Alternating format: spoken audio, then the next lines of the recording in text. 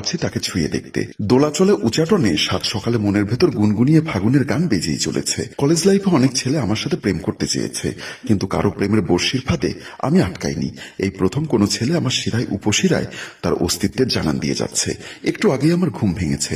সাধারণত এত সাত সকালে আমার ঘুম ভাঙে না। ঘুম থেকে উঠে আমি ফ্রেশ না হয়ে খাটের সাথে হেলান দিয়ে বসে তার কথা ভাবছি। গতকাল বাসার ভেতরে নেটওয়ার্কে প্রবলেম করছিল বলে সিঁড়িতে দাঁড়িয়ে মোবাইলে আমি আমার নানির সাথে কথা বলছিলাম। এমন সময় কে যেন আমার পেছনে এসে বলল, হ্যালো, একটু সাইড প্লিজ, আমি উপরে উঠবো। কথাটা শুনে পেছন ফিরে তাকাতেই তাকে দেখে একটা উষ্ণত পরশ আমার মনের বাতায়নে ঝাপটা দিয়ে গেল। আমি তার দিকে তাকাতেই সে একটা মিষ্টি হাসি হেসে দিল। তার হাসিতে রাশি রাশি প্রেম ছিল, যেন ফাগুন হাওয়ার মাতাল দিনে আমার মনে প্রেমের বরিশন বইতে লাগলো। আমি মন্ত্রমুগ্ধের মতো তার দিকে তাকিয়ে রইলাম। তার চোখের মধ্যে যেন পদ্মদিঘির শাপলা খেলা করছে। আমাকে ঠায় দাঁড়িয়ে থাকতে দেখে ছেলেটি পাশ কেটে উপরে উঠে গেল। আমি ছেলেটির যাওয়ার পানে তাকিয়ে রইলাম। ছেলেটি একটি বারের জন্য পিছনে ফিরে তাকালো না। এই বিল্ডিং এ আমাদের মতো অনেকেই ভাড়া থাকে, কিন্তু কখনো এই ছেলেটিকে আমি দেখিনি, আজই প্রথম দেখলাম। আমি আর আমার বান্ধবী রুনা প্রতিদিন বিকালে ছাদে উঠি, তাই রুনাকে ডাকতে আমি রুনাদের ফ্ল্যাটে গেলাম। রুনা খাটের উপর শুয়েছিল।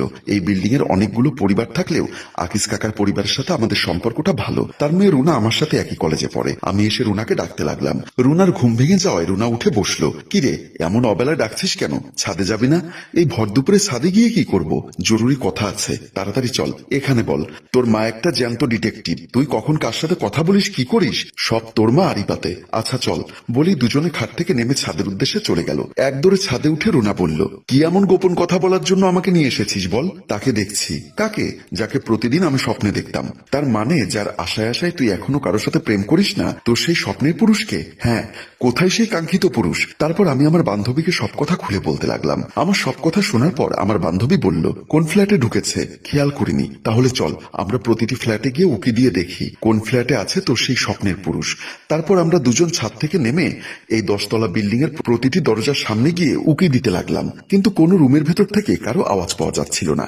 এভাবে বেশ কয়েকটিবার দরজার সামনে গিয়ে আমরাও উকি দিতে দিতে ক্লান্ত হয়ে গেলাম। রুনা বলল, আমার মনে হয় না তোর স্বপ্নের পুরুষকে আজকে দেখতে পাবি। সমস্যা নেই, এই বিল্ডিং এ মনে হচ্ছে ওরা নতুন ভাড়াটিয়া উঠেছে। একবার যখন ও এসে পড়েছে তাহলে তাকে আমি আমার আপন করে নিবই নিব।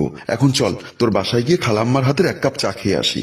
বলে রুনাও আমি আমার বাসায় চলে আসলাম। দরজা দিয়ে ঢুকতেই ড্রয়িং রুমে বসেছিল মা। আমাকেও রুনাকে দেখে মা বলল, এতক্ষণ কোথায় ছিলি? কোথায় আবার, প্রতিদিন যেখানে যাই সেখানে। নিশ্চয়ই ছাদে গেছিলি। শোন, গতকাল এই বাসার কেয়ারটেকার এসে তাদের নামে অভিযোগ দিয়ে গেছে। এই কেয়ারটেকার বেটা আমাদের নামে আবার কি অভিযোগ দিল